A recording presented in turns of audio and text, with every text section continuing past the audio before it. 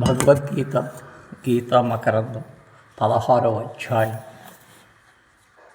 24వ శ్లోకం.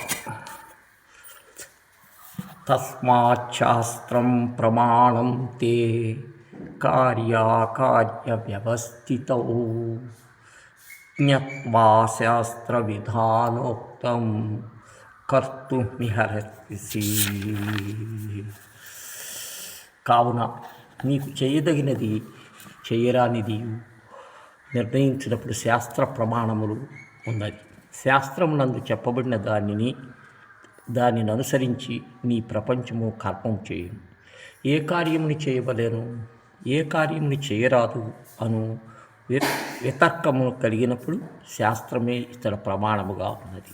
దానిని అనుసరించి వర్తింపవలనని భగవాన్ ఇచ్చట బోధించినాడు.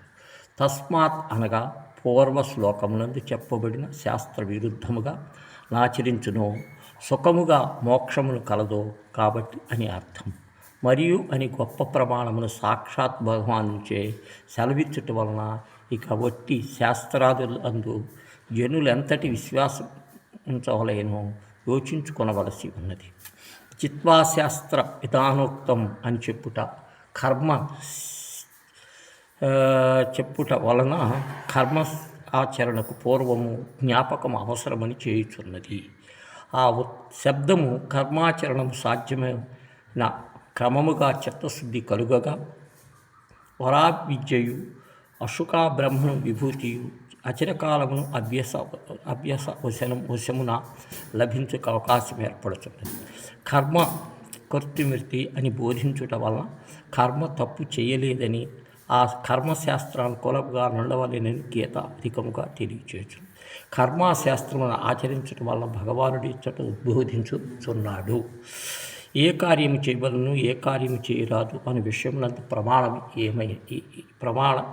ఏమయ్యేది శాస్త్రము. కావున శాస్త్ర విశిష్ట ప్రకారం చేయవలను. కర్మం ఎప్పుడు చేయవలను, విజ్ఞాన శాస్త్ర విధానం ఎట్లు తెలుసుకొనో ఆపిక చేయవలెను.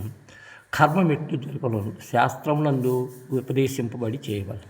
శ్రీమద్భగవద్గీత సోపనిషత్తు బ్రహ్మాచార్యుడి యోగశాస్త్ర కృష్ణాచార్యుడి గురువారి దైవ సందిగ్ధ భాగయోనా.